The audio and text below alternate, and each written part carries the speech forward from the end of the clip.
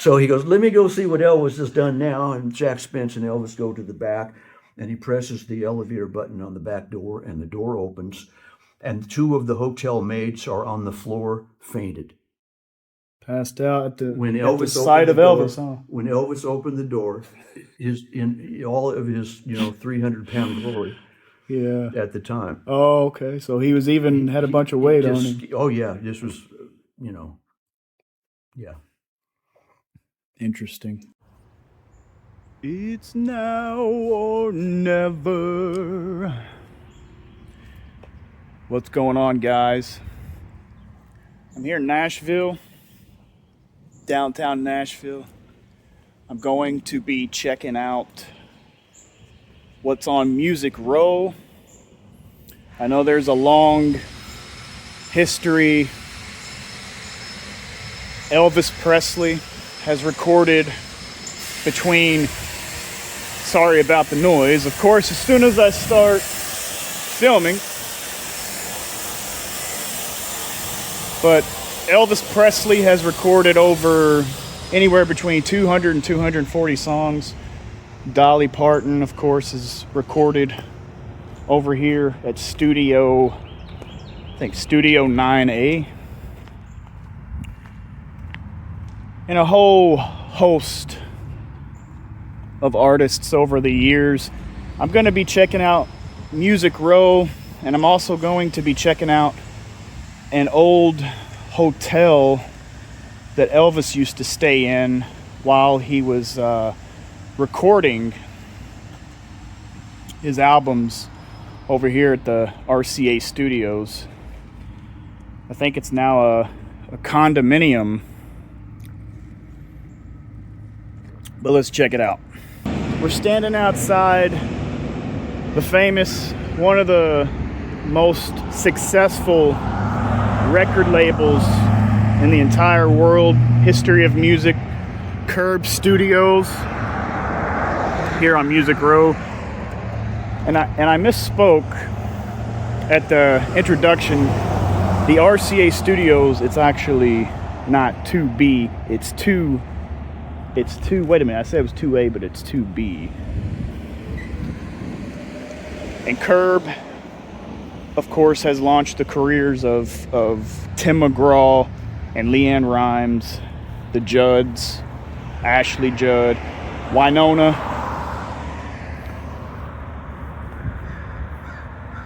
Check out this cool Elvis mural on these guitars here.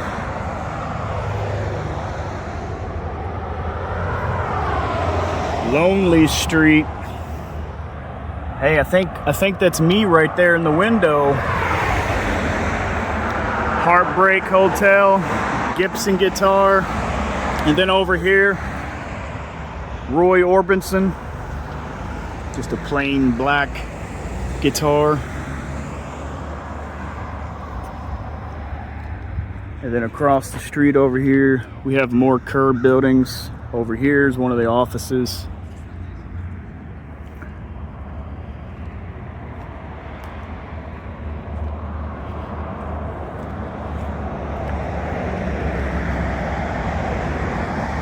Jeremy Bussey,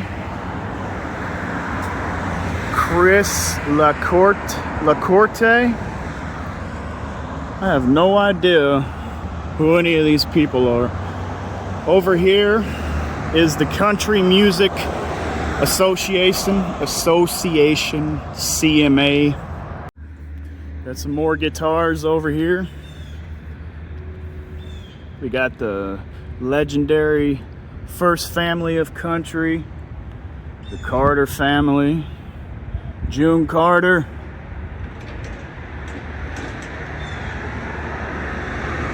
I guess that's here Maybelle, Sarah, and A.P. Carter. Mirror image of Carter family. Maybelle played her Gibson L5 right-handed. Keep on the sunny side. Keep on the sunny side. And then we have a Johnny Cash Sun Records guitar here.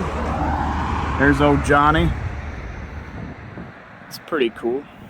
Bradley Studios in 1955. Brothers Owen and Harold Bradley built a recording studio in the basement of a house on this site. They added another studio here in an Army Quonset hut, producing hits by Patsy Cline, Red Foley, Brenda Lee, Marty Robbins, Sonny James, and others. Columbia Records purchased the studios in 1962. The studio established its reputation in the music industry with hits by stars including Johnny Cash, Bob Dylan, Roger Miller, George Jones, and Tammy Wynette. That's real artists right there. They don't make them like that anymore. All right, we're here at the corner of Roy Acuff Plaza or Place and Music Square East. I'm gonna be headed down here to check out there it is right there, the RCA Studio B. Elvis Presley walked along these very sidewalks, recorded over 200 songs here. Dolly Parton, Bob Dylan, standing right across the street from the legendary RCA Victor Studio, where Elvis Presley recorded so many of his greatest hits. Spent so much time at this studio. Right across the street, you got this really cool mural. Looks like some guy riding a giant lobster. And over here you got his buddy. I guess they're just riding along in the ocean or something, just playing their guitars. The RCA Studio B, purchased and restored by the Mike Curb Family Foundation, January 23rd, 2002, to preserve the history of Nashville's music. RCA Studio B, established November 1957, donated to the Country Music Foundation by Dan and Margaret Maddox, May 20th, 1993. Birthplace of 1,000 hits. All right, so I saw some people going into the studio, and I knocked on the door, and they said it's not open to the public, which I knew, and then they just walked away. And to take a tour of the studio, it costs about $54 before tax, and I think you have to do a combination of the Country Music Hall of Fame, and then from there they take you to the studio tour. So yeah, I don't feel like paying $60 to, just take a little tour through the facility. Okay guys, so there's RCA Studios right there, and I'm standing outside of the hotel that was built for Elvis Presley, that he stayed in after he would finish his recording sessions. And he'd walk right over here to the hotel.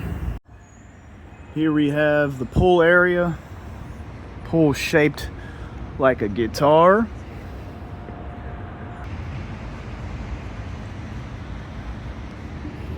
It's probably pretty cold in there. It's like 45 degrees out here right now. You got this old car over here. It's kind of fitting, goes along well with the hotel or condominium. I think it is now. It's locked. Let me in, man. It's Elvis Presley, man. I'm back. The king is back, man.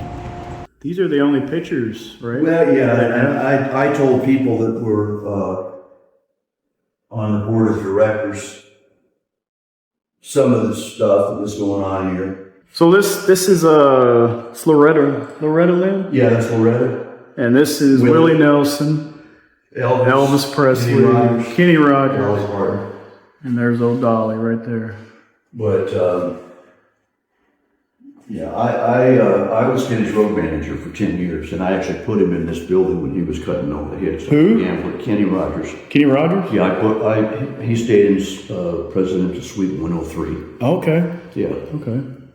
And so he would record at Jack Lemon's recording studio beside Belmont University. Okay. On Belmont Boulevard. It's a sound emporium now. But Lucille and The Gambler and Coward of the County and all those songs were cut there, and he would stay here. Cool. The Spence family had a motor court over on Murfreesboro Road, and Elvis would stay there. Okay. For a while, and Jack Spence asked him if Bill would he come, would he stay here, and he said yes. So the last 3 years of Elvis's life, right, when he needed to be in Nashville, he would take the whole top floor with the Memphis Mafia guys. That's what I just read. They'd have an armed off-duty sheriff or police officer on a desk on the 6th floor, and you wouldn't get off there unless you were part of his entourage. Okay. And Elvis was the first one to stay here? Probably because it was built for him. Yeah. But it was literally the first all-suites hotel in town. A lot of people stayed here. Merle Haggard. Okay. Yeah, I love him. Basically, who was the other one of those? Loretta. Oh, Tammy Wynette. Tammy Wynette. They cut an album where they were like a trio.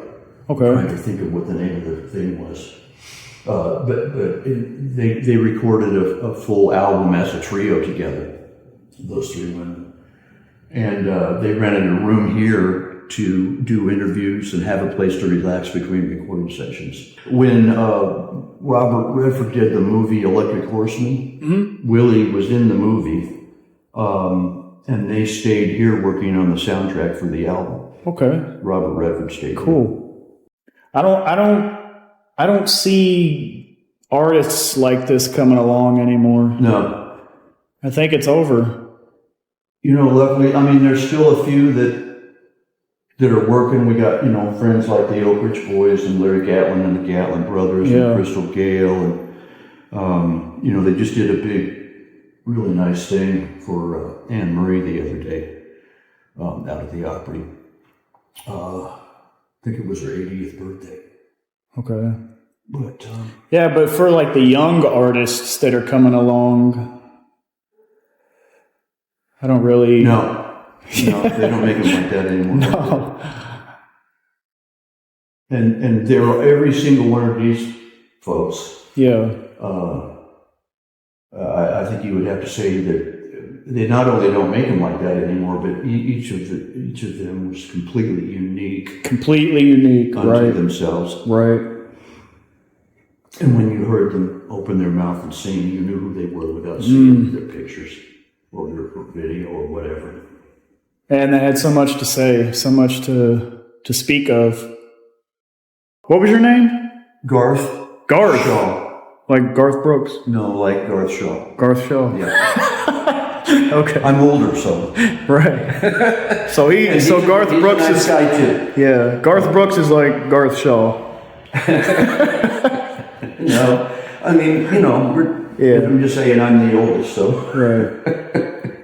No, because he's a great guy. I think the two. I mean, Kenny's great. Kenny was great. But as far as currently people that are still around,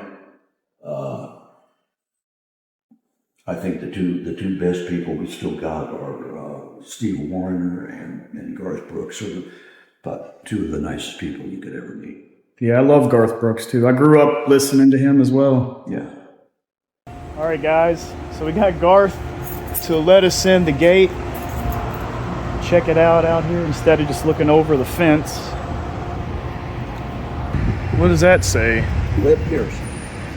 Oh, that's the guy that Webb built this pool in 78. Okay. He had a couple houses where he had pools at them,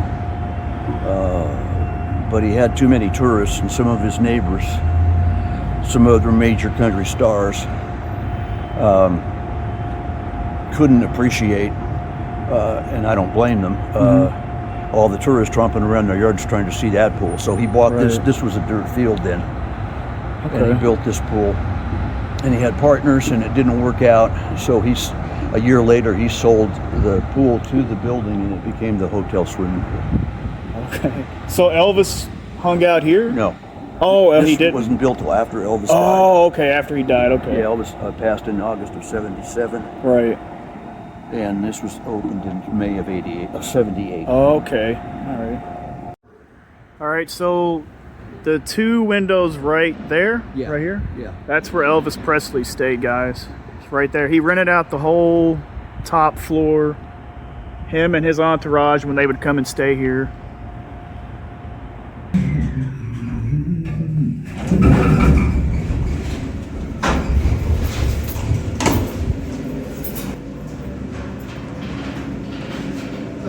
Oh, I smell that bread.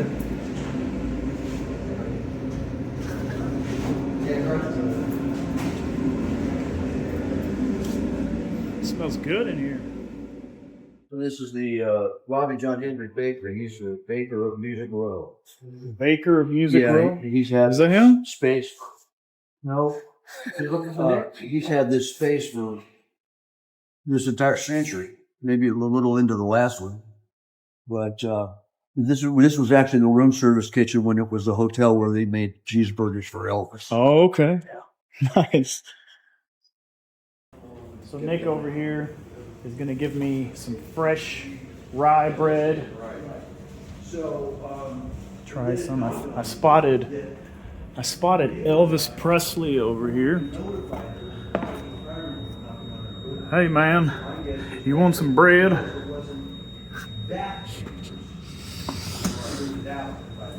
There's a spider over there. Yeah, that makes sense. That Elvis thing hasn't moved in 3 years, so. Yeah, like I said, a little warm, so I just wouldn't tie it up. Oh man, that's a huge piece of bread. Yeah, it's 2 pounds for you. Yep. Yep. It's Kevin, right? Yeah. I'm going to the front, and I'll be right back. Okay. Cool. Yeah, that's yours, man. All right, I appreciate it. Absolutely, Thank you. man. This door over here used to be the front desk when it was a hotel. Okay. And this was an open window. And those walls weren't here. So you would walk up the stairs from the lobby and walk over here and check in, just like a regular hotel. So I had a friend named John Beeland, who's an unbelievable guitar player. And he was on the Glenn Campbell Good Time Hour. He's played with Dolly Parton, Linda Ronstadt, our old friend Ricky Nelson. Ricky Nelson, I like him. And a bunch of people.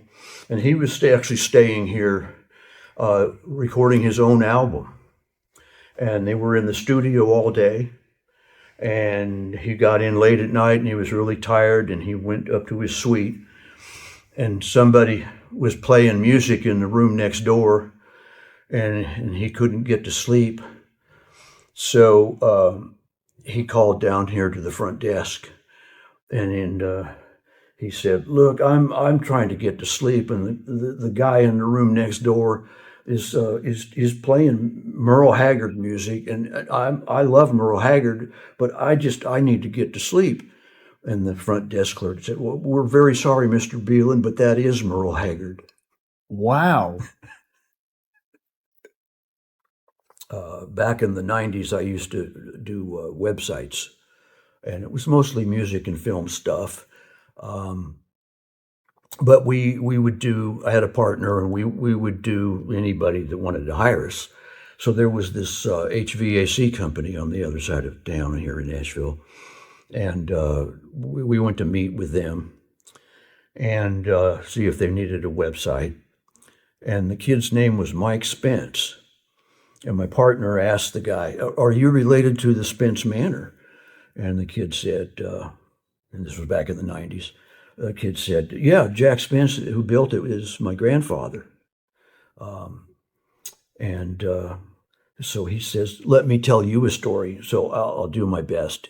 So this is what the kid said to me. One day, his grandfather was in the lobby talking to some other folks when Elvis and the entourage came in, and they headed through the parking lot to go to the back elevator. And Jack Spence opened the door, and the kid would have been 5 years old then. And Jack Spence opened the door, and he called to Elvis. He said, "Hey, Elvis, I got the front elevator right here." And Elvis muttered something like, "I got to use the service elevator. I'm Elvis. My guys are with me. I can't, And he said, "Okay, go ahead." So we went back and talked to the guys some more. And the next thing you know, Elvis is running back all by himself. And he's, muttering again. And he's like, "I don't know what happened. I didn't touch him. I didn't say anything." And so he goes, "Let me go see what Elvis has done now." And Jack Spence and Elvis go to the back. And he presses the elevator button on the back door. And the door opens. And two of the hotel maids are on the floor, fainted. Passed out at the sight of Elvis, huh? When Elvis opened the door, in all of his 300-pound glory, yeah, at the time. Oh, okay. So he was had a bunch of weight on him. Oh yeah, this was yeah. Interesting. All right, guys. So I'm just leaving the hotel now. I ran into a really, really cool guy, Garth Shaw. Gave me a fascinating rundown of the history of this place. I went up to the bakery and I got a big loaf of rye bread. So I'm definitely gonna enjoy that later. All right, guys, we're here at Columbia Studio A in the Quonset hut. And this is I'm Mike Porter, facilities manager for these properties. And we're going to take you guys on a tour. This is more than I expected to happen today. Yep, let's take a walk around. This is where Music Row started here on this property back in 1955. We won't talk about that right now, but Garth Shaw, who is our neighbor down the street, had that commissioned for us since Dylan recorded here in Columbia Studio A back in 66, 67, 68 or so, and changed Nashville's history, and that's with Johnny Cash, because that's where the Dylan Cash sessions were done. Okay. And who painted this? Actually, Robert McDonald, who is a neighbor of Garth's, is the artist who did that. Okay. And I did about a 2-hour seminar for Historic Nashville back in the summer, and Garth is part of that, so he commissioned that for us and presented it to us a few weeks ago. All right. He told me it was going to be on the news. There's a story being done within the Belmont University paper, and hope we can spill that over into the Nashville News anyway at some point. Okay, cool. So let's take a walk. Of course, you've seen some of the pictures already. That's the Quonset hut back in the day. You can see through the reflections there. So at the end of this hall where you're looking right now, this was where the house was that the Bradleys purchased in 1955 and put a studio in the basement. And this was the first studio on what later became Music Row. Okay. Patsy Cline recorded in here. Gene Vincent recorded Bebop-A-Lula in this space as well. This ran, actually Johnny Cash's Ring of Fire was cut in this space here too. Yep. Wow. The house went away in 1962 when Columbia bought the property. Columbia bought the property from the Bradleys, who had run this, and then back at the same time when they started the studio here in this space, Owen wanted to be in film and television work. And they bought a World War II surplus Army Quonset hut, bolted that to the back of the house, and that became a film and TV production, which is still here. And endless number of hits came out of that. Welcome to the Quonset hut. It's now a classroom. It is still a functional studio. This is for student use only. We don't do any commercial work here any longer for lots of reasons. And so students in there who are in the audio engineering technology program in their second year, this is where they first get their hands on professional equipment and start learning the recording processes.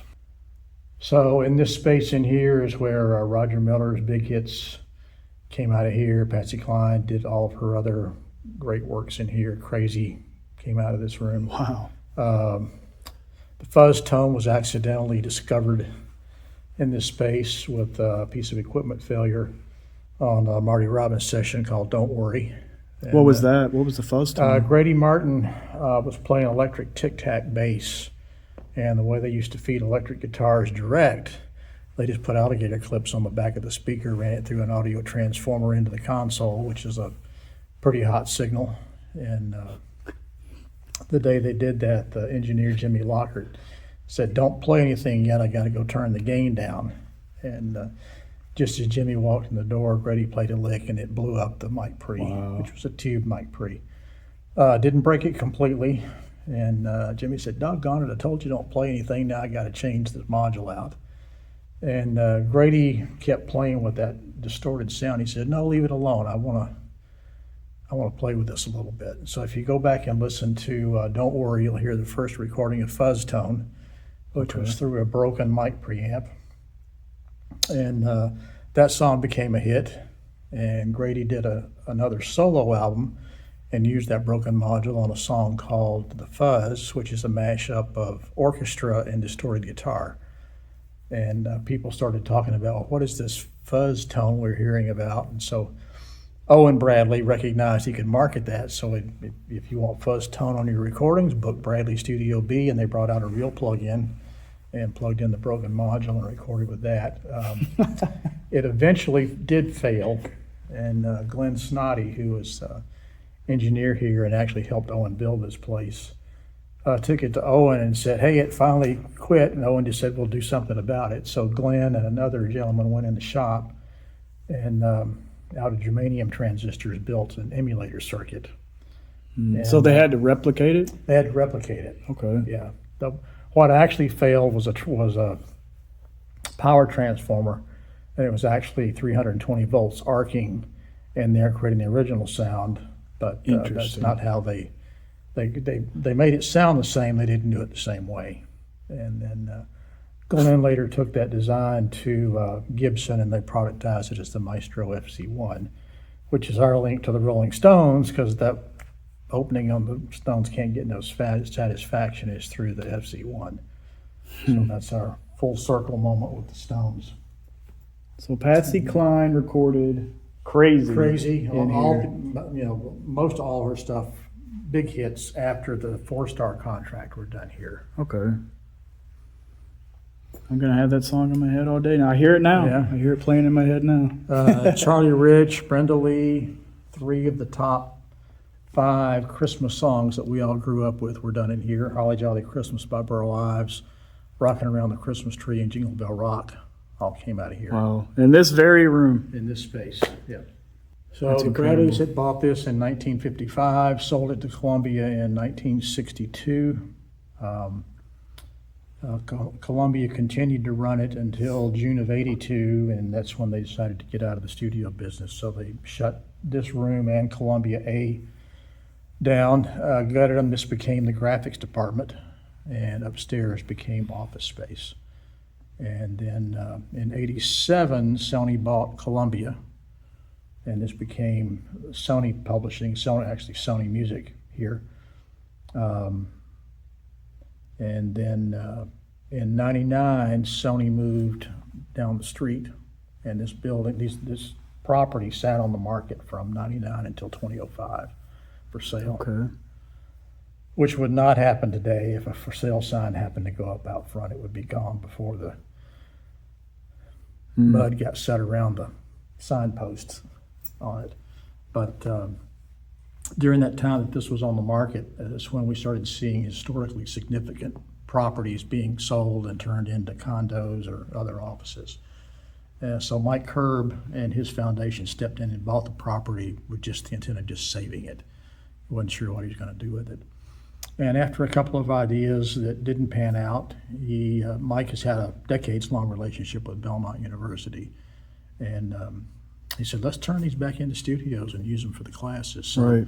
Quonset Hut got converted back into a studio 20 years ago, and Columbia A got converted back about 10 years ago.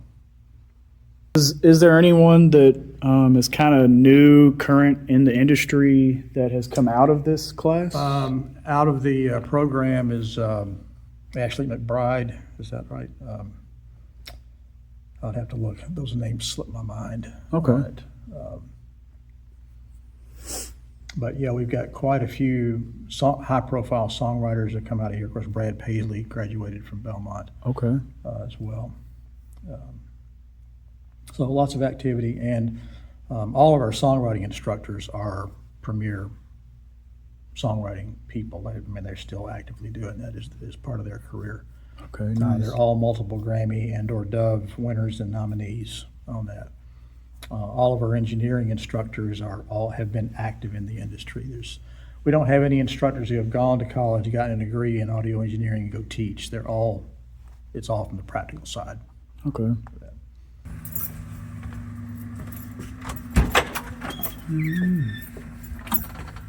right. Well, we do still have a class control room, but this is the studio where Bob Dylan changed Nashville's history around 1966 when he came here and did Blonde on Blonde, Nashville Skyline, and John Wesley Harding all came out of this room. Wow. Which also led to the Dylan Cash sessions, hence the portrait downstairs. That was also done up here.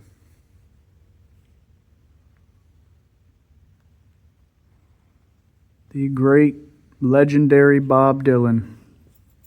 That's all parts of The Boxer by Simon and Garfunkel was cut in here.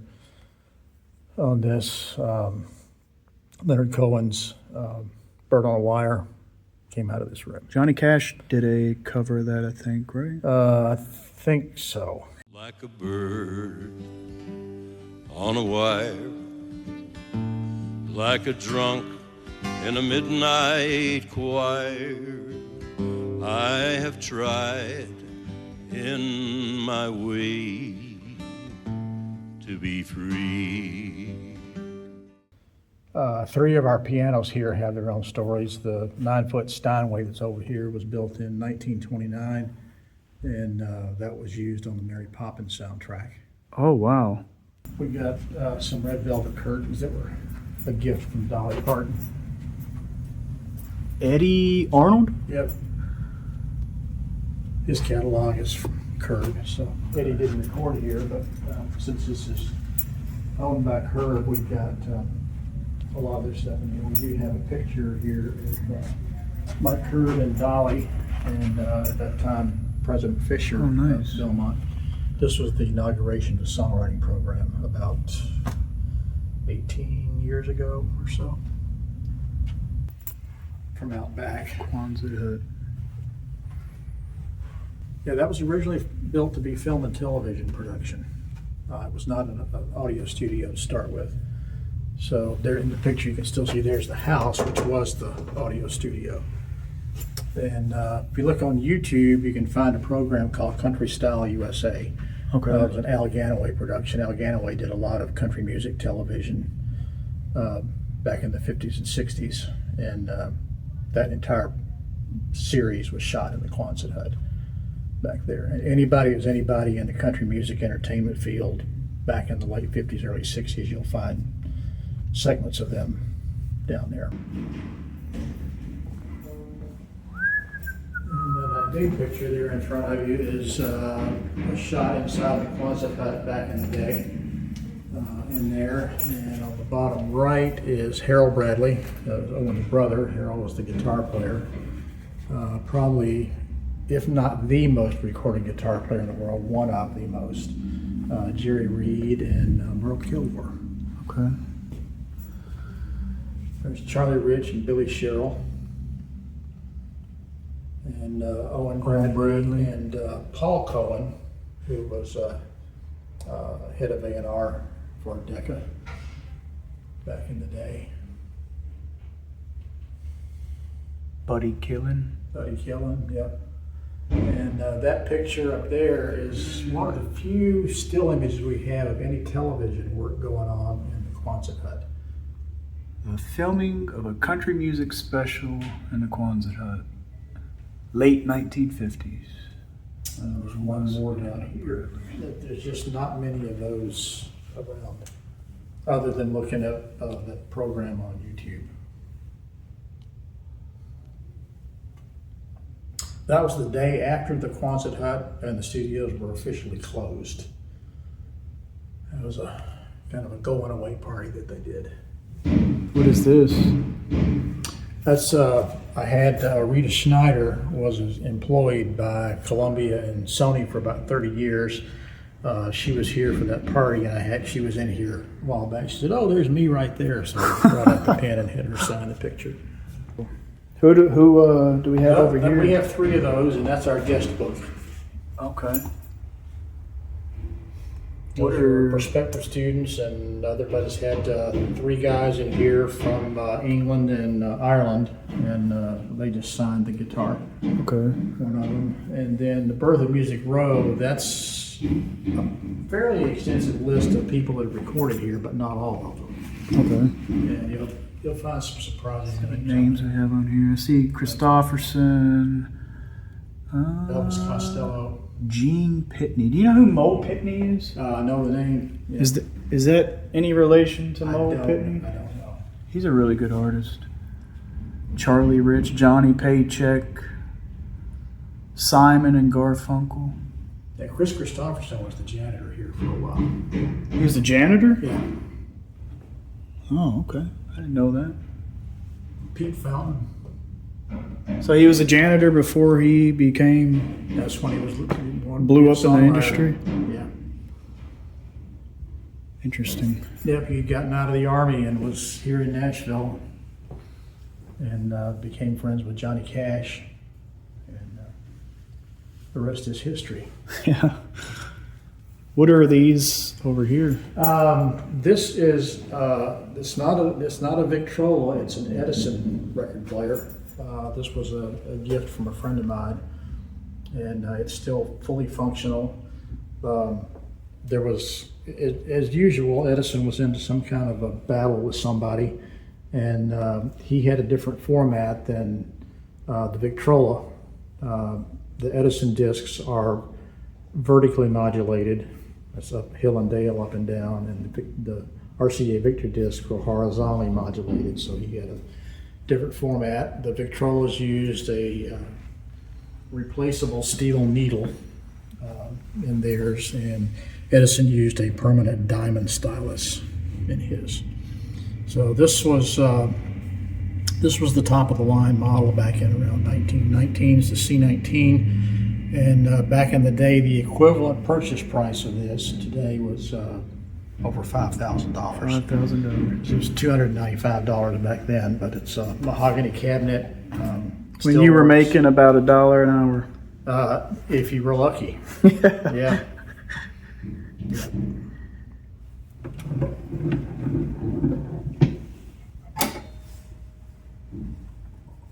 What's the song on it? This is Yes, We Have No Bananas.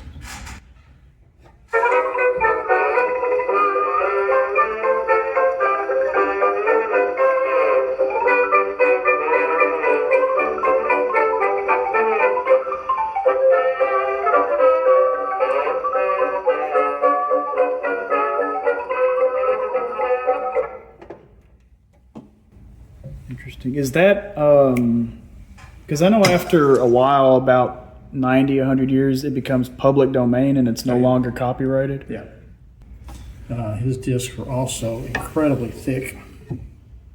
They needed a nice flat surface. This is either a core of clay or compressed wood. And these sold for about $1 a piece back then.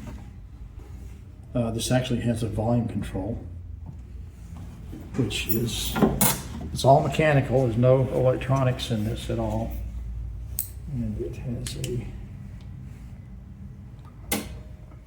has this like a trumpet mute that moves in and out.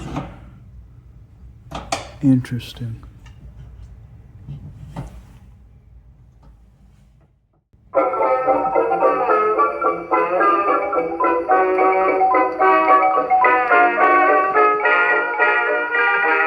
And that's where the term "stick a sock in it" came from.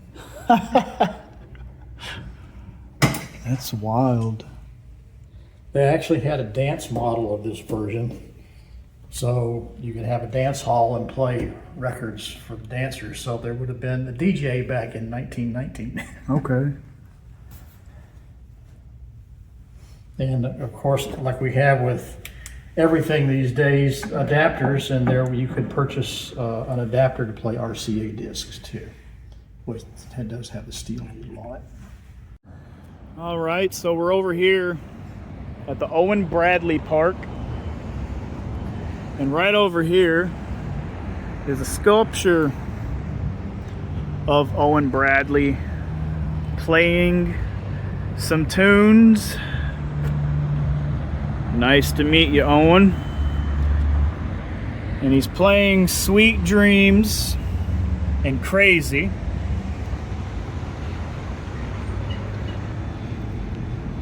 And this was dedicated on October 19th, 1999 by artist Gary Ernest Smith. Right across the street from the Owen Bradley Park is the Buddy Killing Circle over here at this Music Row roundabout with these massive nude sculptures.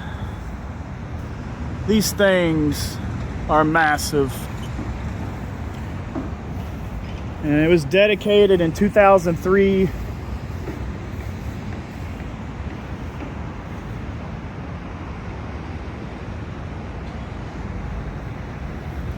to celebrate the history of Nashville.